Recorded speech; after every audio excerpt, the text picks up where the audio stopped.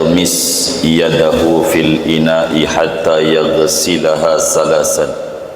Apabila bangun oleh seorang kamu dari tidurnya, maka janganlah mencelupkan akan telapak tangannya pada wadah hatta yaghsilaha, sehingga ia mencuci akan tangannya salasan sebanyak 3 kali. Fa innahu la yadri aina batat yaduhu, maka sesungguhnya dia, yaitu tidak tahu dia kemana bermalam oleh tangannya. Muttafaqun alaihi, hadis muttafaq alaih.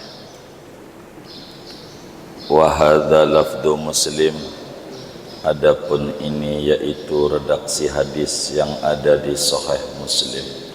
Wallahu a'lam. Segini kita bedah. Sudah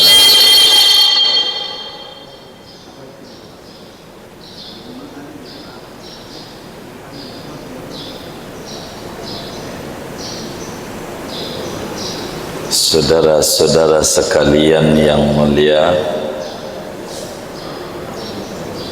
pertemuan ini kita akan membahas tentang hukum mencuci tangan setelah bangun dari tidur. Hadis yang kita bedah saat ini diriwayatkan oleh Imam Bukhari di dalam Sahih Bukharinya, juga diriwayatkan oleh Imam Muslim di dalam Sahih Muslimnya. Imam Abu Dawud juga riwayatkan di dalam Sunan Abu Dawudnya. At-Tirmidzi juga riwayatkan di dalam Sunanut Tirmidzi-nya. An-Nasa'i di dalam Sunan An-Nasa'i-nya. Ibnu Majah di dalam Sunan Ibnu Majah-nya. Imam Malik di dalam kitabnya Al-Muwatta. Imam Ahmad di dalam kitab Musnadnya. Inilah hadis yang akan kita bedah. Kata Rasulullah sallallahu alaihi wasallam,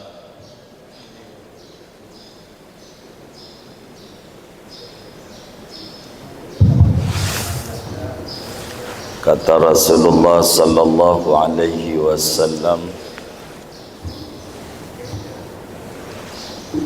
pakai ini.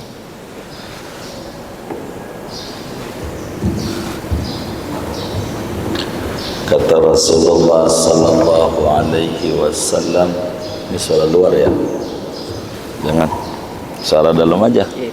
Kalau ada nanti ngaji pakai mic kecil aja ditaruh sini nih. Iya bisa.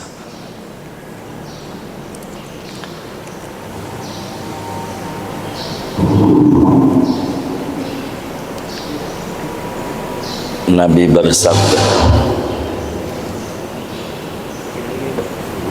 suara dalam. Oh baik, siap. Suara dalam itu. Suara dalam mana?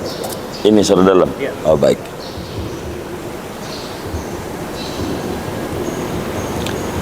Rasulullah sallallahu alaihi wasallam bersabda, "Idza staiqadha ahadukum min naumi."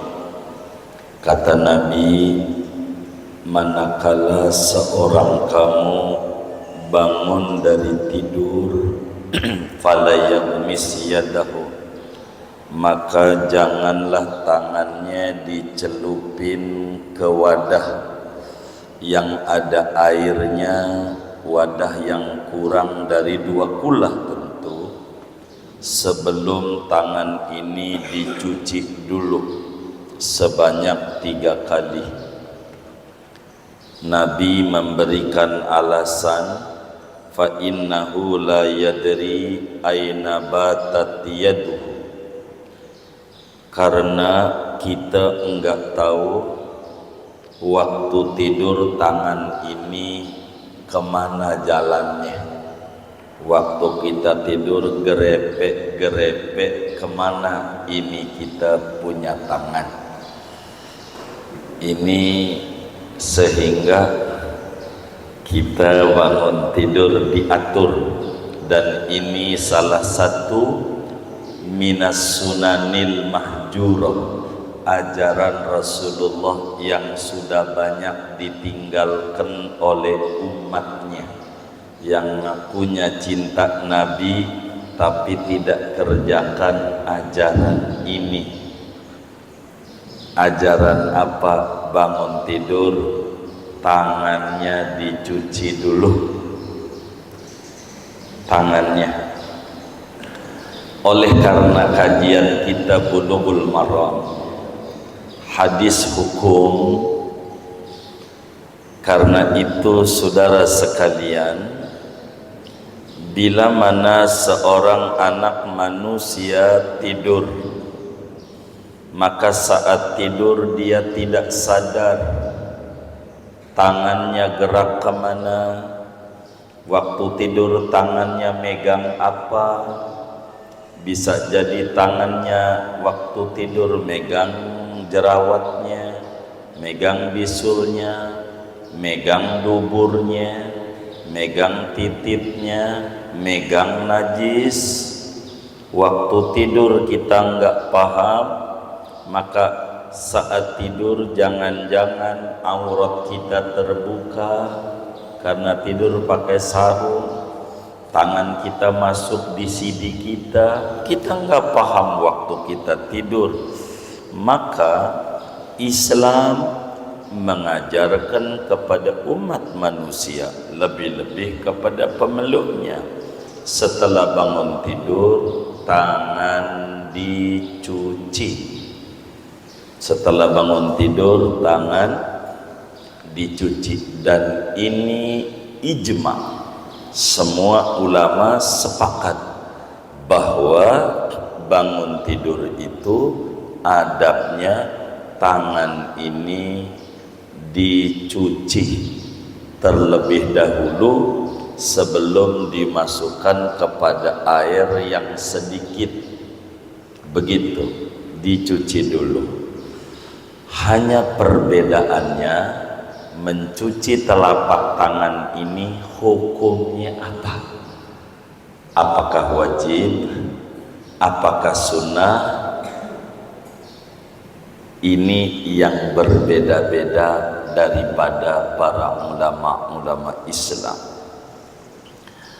Sehingga saudara, mencuci tangan ini adalah yang prinsip perintah Nabi. Apakah alasannya dimengerti oleh kita ataukah alasannya tidak dimengerti oleh kita? Yang paling pokok mematuhi perintah Rasulullah. Ini sepakat kita sebagai umat kudu menjalankan ajaran yang diajarkan oleh Rasulullah. Maukah kita akhirnya mengerti ada apa ini? Bangun tidur tangan disuruh dicuci. Mengertikah kita? Tidak mengertikah kita? Masuk logika kita kah atau tidak masuk logika kita? Rasional atau irasional? Bagian lain prinsipnya menjunjung tinggi ajaran Rasulullah sallallahu alaihi wasallam adalah hal yang paling utama. Sehingga saudara, dari pertemuan ini ada beberapa faedah, beberapa manfaat, beberapa hikmah yang bisa kita ambil dari kajian hadis pada pertemuan ini. Yang pertama, dari hadis ini kita bisa ambil disyariatkan mencuci tangan sebelum memasukkan ke dalam bejana, ke dalam wadah. Ibarat ini ember, tangannya jangan dicelupin, ndak boleh sama Nabi, tapi dicuci dulu. Cuci dulu. Kalau sekarang ada keran ya cuci keran dah. Yang menjadi perbedaan ulama, apakah mencuci tangan setelah bangun tidur ini adalah perintah wajib ataukah perintah sunnat? Ini ulama berbeda-beda pandangan. Imam Ahmad dalam mazhabnya wajib hukumnya mencuci tangan setelah bangun tidur.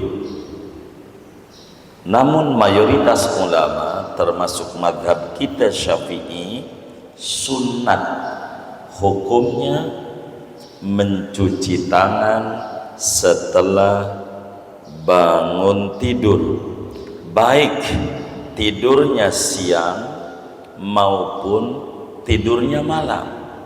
Meski dalam korena hadis fa innahu la yadri aina batat yaduhu, kemana bermalam tangannya, artinya tidur malam.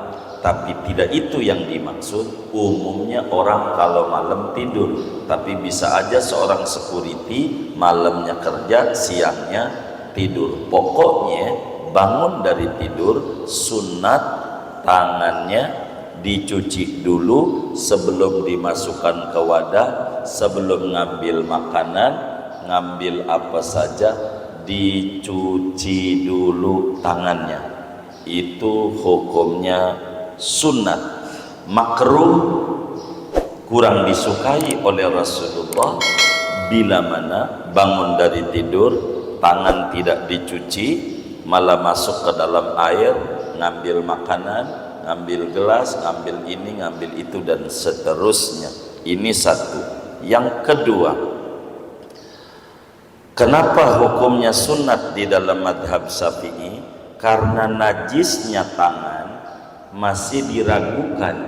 Belum tentu tangan ini najis, cuman mungkin saja tangan kita memegang dubur kita, mungkin saja tangan kita memegang darah, bisul, dan seterusnya, kotoran yang mengandung bakteri, dan ini berbahaya bagi kesehatan manusia.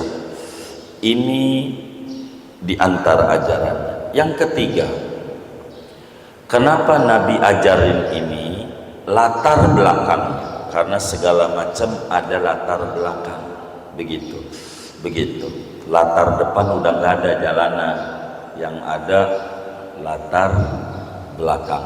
Kenapa ini Nabi menyuruh begini? Asal muasalnya orang Arab kebiasaannya dia kalau cebok, mohon maaf, pakai tisu, pakai batu kalau zaman dulu, pakai tisu kering. Kalau cebok, pipis pakai tisu kering. Yang dicontoh orang modern di bandara segala macam itu, pakai tisu. Ceboknya di pesawat pakai tisu.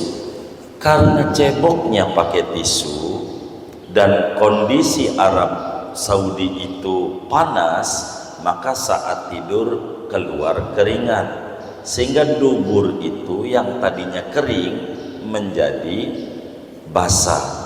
Maka bisa saja tangan itu megang dubur yang ada najisnya, sehingga Nabi mengingatkan jangan sampai tangan yang kena najis ini masuk kepada air yang sedikit, sebab itu akan berubah air menjadi najis. Yang ketiga, dari hadis ini kita bisa pahami bahwa air yang sedikit bila mana terkena najis maka akan menjadi najis walaupun tidak berubah.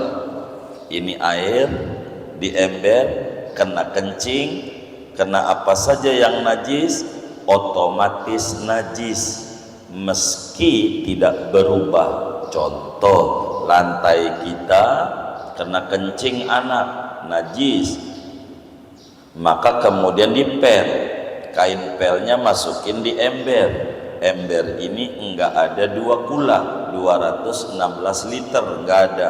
Maka dengan kain pel yang karena najis masukin di ember, air ini otomatis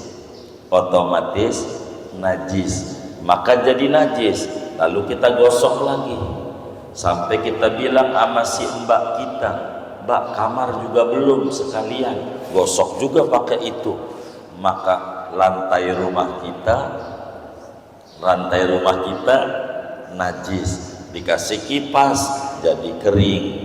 Pulang kita kerja dari Mercu Buana, buru-buru maghrib wudu, kita injak lantai yang ada najisnya. Rakaat 1 baca surat Yasin sampai kelar, rakaat 2 tabarok sampai kelar, kagak sah sebab kaki kita ada najisnya. Kalau sampai begitu dari hadis yang kita pelajari saat ini. Yang keempat, orang yang tidur manakala tangannya dicelupin di wadah yang wadah itu tidak mencapai 2 kula, maka wadah itu air itu menjadi najis. Mafhumnya, bila mana air itu banyak kayak kolam gede, lalu tangan kita ada najisnya, ini bukan materi kita. Boleh kayak tangan kita dimasukin di kali gitu, dicuci enggak apa-apa, sebab yang di Nabi komentari fil ina'i, pada wadah tuh ember, sehingga air itu tidak mencapai 2 kula. Sehingga air yang kurang 2 kula, jangan sampai bangun dari tidur tangan kita dimasukin ke dalam wadah sebelum dicuci dulu. Bagusnya 3 kali, sekali sudah cukup memadai sekali. Bila mana bangun tidur ini kita langsung wudu, maka ajaran nyuci tangan include pada wudu, artinya sudah cukup pada pencucian ini. Bila tidak mau langsung wudu, maka ajaran ini terpisah. Pokoknya setelah kita bangun tidur, jangan megang apa-apa sebelum tangan dicuci terlebih dahulu, mengamalkan ajaran yang disampaikan oleh Nabi Yuna Muhammad sallallahu alaihi wa alihi wa sahbihi wasallam. Yang kelima dari ajaran kita ini adalah suluku sabilil ikhtiyat. Nabi mengajarkan kepada muslim harus mengambil jalan preventif. Karena kita tidur enggak tahu tangan kita megang najis atau bukan, ini diragukan najisnya, yang pasti suci, ragu. Yang kayak begini nih, barang yang ragu nih, dah biar kita mantep, cuci aja tangan dulu sebelum masuk ke dalam wadah ngambil daripada makanan-makanan yang ada, begitu. Kemudian berikutnya, hadis ini berbicara tentang kebenaran bahwa Nabi Yuna Muhammad sallallahu alaihi wasallam benar-benar Rasul utusan Allah. Dari hadis ini saja, dari mana kita bisa mengata begitu? Sebab Nabi mengata, bila kita bangun tidur, tangan jangan langsung masuk ke wadah, cuci dulu.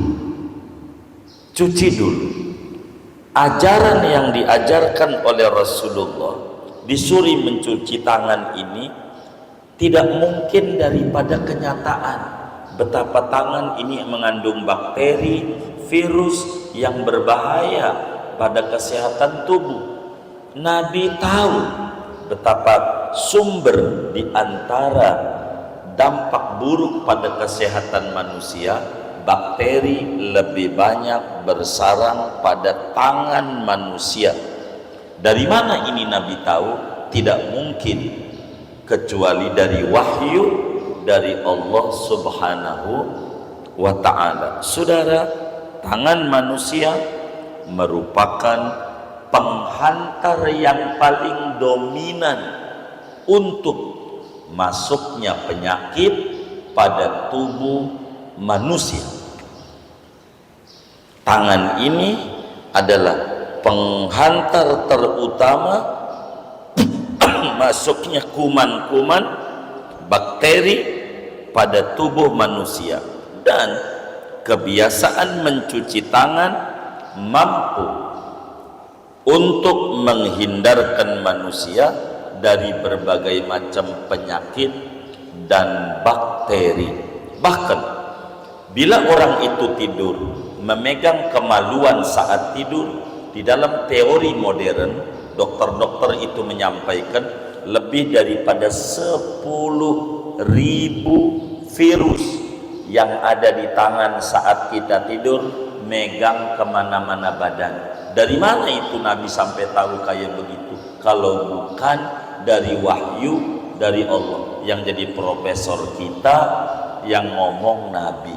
Nabi ngomong sedikit, orang banyak jadi profesor hanya gara-gara meneliti satu hadis. Kenapa? Bangun dari tidur, tangan ini kudu dicuci terlebih dahulu. Berikutnya, ini Nabi mengajarkan cara memberi pengajaran dengan metode yang terbaik. Karena hadis ini Fakultas Hukum ngambil, Fakultas Tarbiyah ngambil, Fakultas Kesehatan ngambil dari hadis ini. Belum fakultas nanti komunikasi urusannya. Jadi dari mana ini berbicara tentang pendidikan?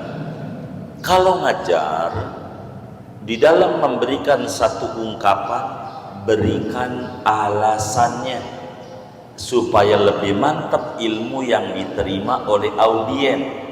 Nabi bilang, bila seorang kamu tidur, bangun, lalu ketika bangun tidur jangan dimasukin tuh tangan ke wadah.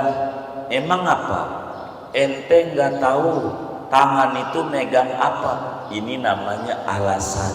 Khawatir tangan kita memegang benda-benda najis dan itu akan mengganggu kesehatan kita. Maka cara Nabi mengajar memberikan satu hukum disertai alasannya. Enggak kemudian langsung aja, tapi harus ada alasan-alasannya. Dan ini pendidikan paling baik. Begitu. Orang dulu karena puyeng cara mengajarnya, maka kalau malam mau ngirim makanan ke rumah saudaranya ditutupi daun pisang nasi. Kenapa mak? Itu bisa takut dijilati setan. Ini alasan, walaupun alasannya enggak matang, tapi benar. Ini pendidikan. Pamali, kenapa pamali? Udah pamali aja, namanya enggak ada alasan. Harus kalau memberikan sesuatu berikan alasan-alasannya supaya ilmu itu menjadi mantap adanya. Berikutnya, dari hadis ini kita bisa ambil tentang akhlak. Betapa Nabi mengajarkan kepada kita adab-adab bangun tidur. Tinggal kita yang ngaji ini akurin bangun tidur kita. Sudahkah mengikuti tuntunan Nabi Yuna Muhammad Sallallahu Alaihi Wasallam? Mana ada bangun tidur? Saya mau urut sebelum hadis ini. Yang pertama, kalau kita bangun tidur, kucek mata, usap wajahnya, diginiin, bangun tidur tuh, matanya tuh. Baru duduk, gitu sambil tiduran kayak kucek mata, atau dibalik, duduk dulu baru usap-usap wajah, kucek-kucek tuh mata tuh, biar menghilangkan rasa kantuk. Itu satu. Nabi kalau bangun tidur begitu tuh. Gitu. Kalau kita udah begitu, alhamdulillah. Kalau belum kita kayak begitu, alhamdulillah juga. Alhamdulillah apa? Allah kasih panjang umur sehingga pelanggaran ajaran Nabi kita ke depan dari umur yang tersisa kita bisa sempurnakan. Itu begitu. Ketiga, jadi duduk usap wajah atau dibalik, usap wajah lalu duduk. Jangan langsung bangun tidur jalan karena belum stabil. Anda jatuh, tulangnya patah, yang disalahin Allah lagi. Padahal Nabi sudah diajarin bangun tidur duduk dulu atau usap wajah dulu baru duduk atau terserah antara dua tuh. Yang ketiga, kalau Nabi bangun tidur adalah membaca doa. Doa bangun tidur. Biasa yang kita sering baca, alhamdulillah alladzi ahyana ba'dama amatana wa ilaihin nusyur. Habis ini Nabi membaca ayat Quran surat Ali Imran ayat 191 sampai 200 sampai ya ayyuhalladzina amanusbiru wasobiru warabitu wattaqullah la'allakum tuflihun. Sampai itu Nabi baca 10 ayat terakhir dari surat Ali Imran. Itu Nabi setiap bangun tidur. Kalau kita sudah kayak begitu, alhamdulillah. Kalau kita belum, alhamdulillah juga. Alhamdulillah Allah kasih panjang umur, kita sempurnakan. Belum hafal 10 ayat terakhir dari Ali Imran, tempel, medianya banyak, ketik, fotokopi, taruh di rumah, ditempel di dekat tempat tidur. Jangan TV doang di tempat, di kamar aja dikasih TV. Ini aja nih, biar kita ngerti bangun tidur baca itu supaya kita benar adanya. Jangan doa mau bersetubuh yang ditempel di situ. Ini jadi ribet urusannya. Karena ada seorang anak SD ditanya sama gurunya, coba doa makan. Dia doa makan, Allahumma barik lana fima razaqtana wa qina adzabannar. Cakep kata bu guru. Lalu coba doa mau tidur, Allahumma jannibna wa jannibis syaitana ma razaqtana. Kata loh, doa mau tidurnya kok itu? Dari mana kamu? Baba sebelum tidur baca doa ini nih, ditempel bahkan di kamar. Nah, ini salah nih, salah. Ini ditulis doa mau tidur, ngibulin, akhirnya diapalin sama anaknya. Jangan. Tulis 10 terakhir surat Ali Imran, tempel. Kemudian mana? Inilah ajarannya. Setelah kita membaca doa, berikutnya cuci tangan. Cuci tangan. Jangan enggak tangan cuci. Habis tangan cuci, mana lagi? Pertemuan yang lalu, hirup air ke hidung, sedot 3 kali. Itu bangun tidur. Terus kalau mau terus tentu wudhu. Terusnya setiap bangun tidur, mau siang mau malam. Inilah ajaran.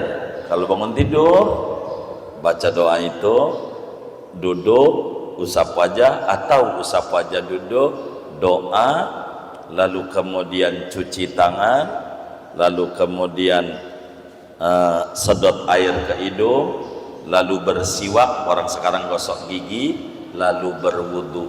Inilah adab-adab yang amat sangat modern, jauh lebih modern. Betapa kebudayaan di akhir zaman mengikuti kebudayaan barat yang tidak mengerti tentang bagaimana seorang manusia kudu duduk pada derajat manusia yang seutuhnya. Betapa ada orang bangun tidur jam 10, tidur pagi, bangun jam 10, padahal tidur dari malam, lalu dibangunin oleh istrinya, bakteri paling banyak bersarang pada tangan dan itu mengganggu pada kesehatan kita manusia. Inilah di antara adab-adab bangun daripada tidur dari kitab yang kita bisa ambil pada pertemuan ini. Kemudian mencuci tangannya dalam hadis disunahkan 3 kali, tentu karena kemungkinan ada najis. Apatah lagi kalau nyata-nyata ada najis, itu mesti kudu 3. Begitu, enggak ada najis aja disuruhnya sama Nabi 3, apatah lagi ada najis. Ini saudara di antara yang kita bisa ambil dari hadis ini untuk melengkapi daripada kajian kita ini. Kalau sebelum tidur apa di antara yang disuruh oleh Nabi?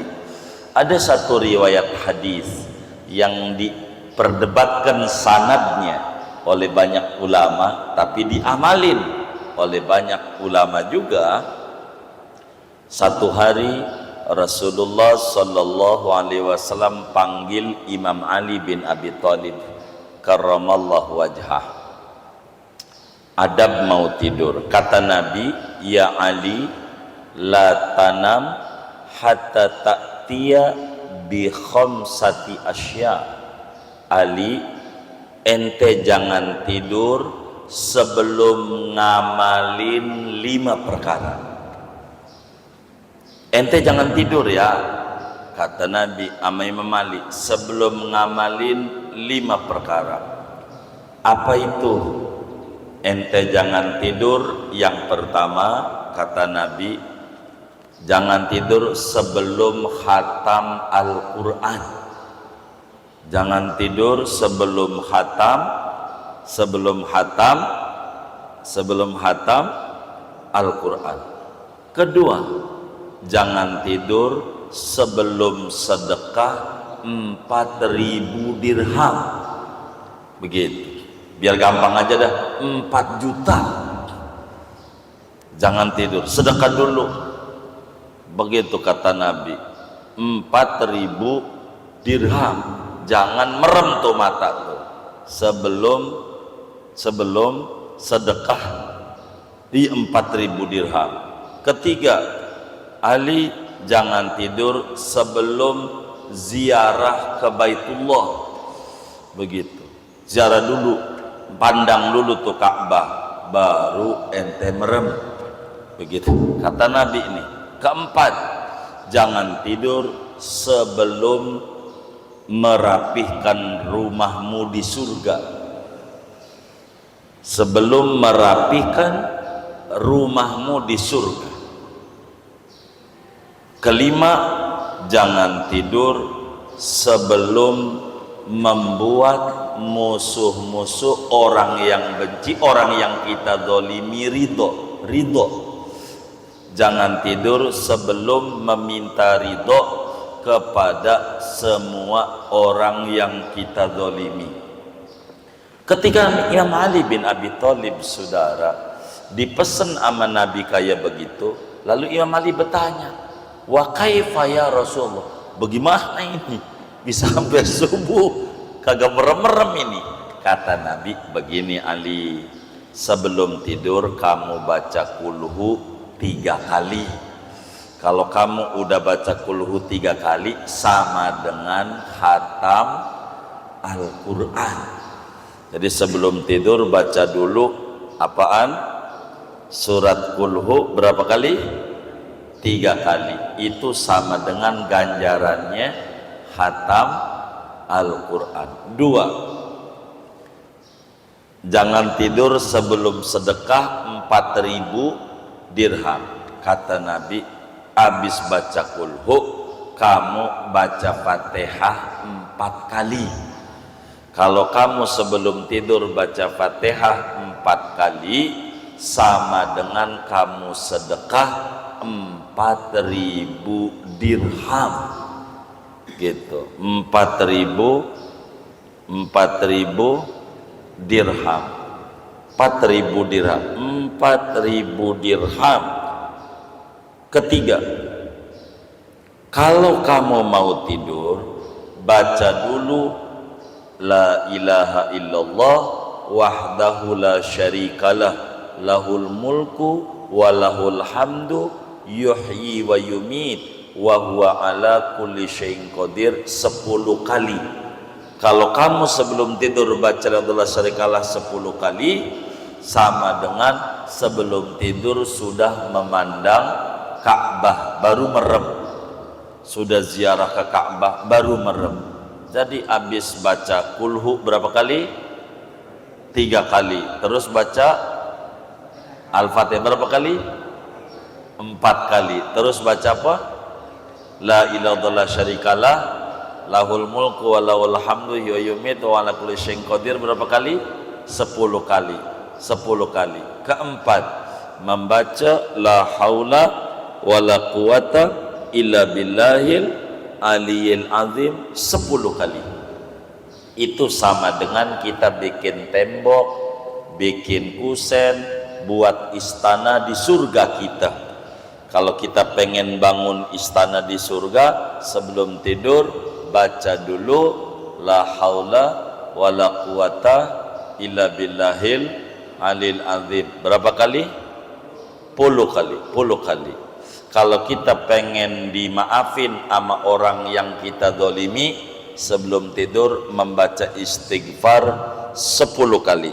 Membaca istighfar 10 kali. Baca istighfar 10 kali. Istighfarnya gimana? Astaghfirullahalazim alladzi la ilaha illa huwal hayyul qayyum wa atubu ilaih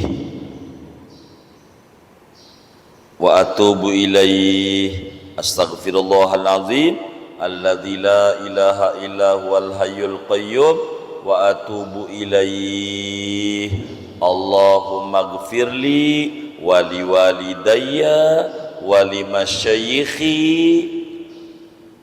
wa li ahlillah walil mu'minin. Begitu sebelum tidur. Ini diantara adab-adab sebelum kita tidur. Tapi kajian kita membahas sunat, poin intinya sesudah bangun tidur kita jangan megang apa-apa sebelum tangan dicuci. Ini poin inti ngaji kita, dan ini hukumnya sunnah di dalam madhab Syafi'i, Maliki dan Hanafi, sedang dalam madhab Hambali hukumnya wajib adanya. Demikian yang kita bisa ambil dari begitu banyak makna yang ada pada hadis yang kita baca pada pertemuan ini. Ada yang ditanya mungkin dari materi ini atau di luarnya, sebelum doa dipersilahkan. Wallahu a'lam. Waalaikumsalam. Ini tadi ada video tadi harus cerita dulu. Sebenarnya akhirnya itu bagaimana kalau apakah ini keluarnya nanti seperti itu atau kalau itu tadi ujung atau ujung baru itu aja gimana maksudnya kayak dari sekalian wudhu gimana Pak? Itu satu. Yang kedua pakai ini ada nanti lalu sama misalnya yang lalu ngomong tidur terus nanti jadi tidak anak satu banyak seperti itu tidur terus nanti jadi kita menjaga anak sesuai dengan iya. Jadi begini, bagaimana itu dengan bangun tidurku terus mandi? Ini kalimat mandi ini adalah kalimat pendek yang maknanya tentu luas kalau kita berbicara dengan agama. Jadi kalimat bangun tidurku terus mandi ini, bagaimana lagu ini benar adanya, tapi tentu ada uraiannya karena dia singkat. Bagaimana ku terus mandi ini? Tentu tahapannya bangun tidur, sebelum ku terus mandi, bangun tidur ucek-ucek mata dulu, lalu duduk, lalu kemudian kita pergi ke jalan ke kamar mandi. Setelah jalan kamar mandi cuci tangan, lalu cuci tangan kita adalah masukin air ke hidung, lalu kemudian itu gosok gigi, habis itu kemudian itu atau gosok gigi dulu baru ke hidung. Kalau mau langsung wudhu, dari tangan, mulut, hidung, langsung usap wajah, langsung sampai kaki. Udah selesai wudhu, siram badannya, baru bener itu lagu mengikuti tuntunan agama. Karena bagaimanapun harus dijabarin, kalau tidak lagu itu akan liar. Seperti di kasur ada dia, di sumur ada dia, di dapur ada dia, di mana-mana ada dia. Dia tuh maksudnya Allah, maksudnya di mana-mana ada Allah. Jadi kita walaupun di kasur harus pakai adab, walaupun di dapur pakai adab, walaupun di sumur pakai adab, sebab Allah pandang kita. Ini perlu dijabarin. Tapi biarkan itu lagu, kalau diganti lagi kudu ngarang lagi, puyeng lagi zaman begini nih. Lagi mikirin pilkada aja pada stres dia, apalagi mikirin ganti ngarang lagu lagi, jadi puyeng. Jadi bagaimana kalau mau disingkat bangun tidur, setelah ucap-ucap mata, duduk, doa, langsung wudhu, itu sudah cukup memadai. Sudah cukup memadai. Kalau sampai setiap bangun tidur kita langsung wudhu, amat sangat bagus. Andai karena manusia itu berbeda-beda, andai untuk wudhu ini adalah malas, begitu malas, maka paling tidak ajaran yang parsial ini, yang satu-satu ini kita amalin. Yang penting kita tidak meninggalkan ajaran-ajaran Rasulullah di sisa-sisa umur kita, dari apa yang kita bisa lakukan. Tentu kalau seluruh kita tidak mungkin, tapi kita setapak demi setapak, setahap demi setahap, untuk kita biar sempurna ngikut baginda Nabi besar Muhammad sallallahu alaihi wasallam dalam hal yang kecil-kecil dulu, begitu, kecil-kecil dulu. Kalau nyontoh sampai sholat kakinya bengkak, berat dah kita, berat, itu banyak banget tuh sholatnya. Kita yang kecil-kecil dulu, bertahap, fa insya Allah dari sana akan ada banyak keberkahan dalam hidup kita. Kurang lebih demikian Bapakku yang mulia, wallahu a'lam. Baik, boleh.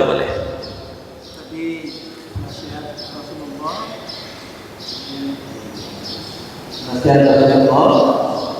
yang maka Rasulullah kepada bagaimana saya selama ini pada Mas kalau diluruskan. Baik, ada beberapa ajaran, bahkan ada yang lewat Siti Aisyah,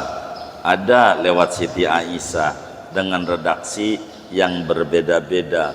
Kalau kemudian kita mau dikompromikan, ala kulli hal, sebelum tidur jangan langsung tidur, zikir dulu supaya ruhani kita, karena ruh ini kalau kita udah tidur akan ruhul yaqadhah namanya. Karena dalam tidur tuh ada dua nyawa dalam badan kita, ada ruhul hayat, ada ruhul yaqadhah.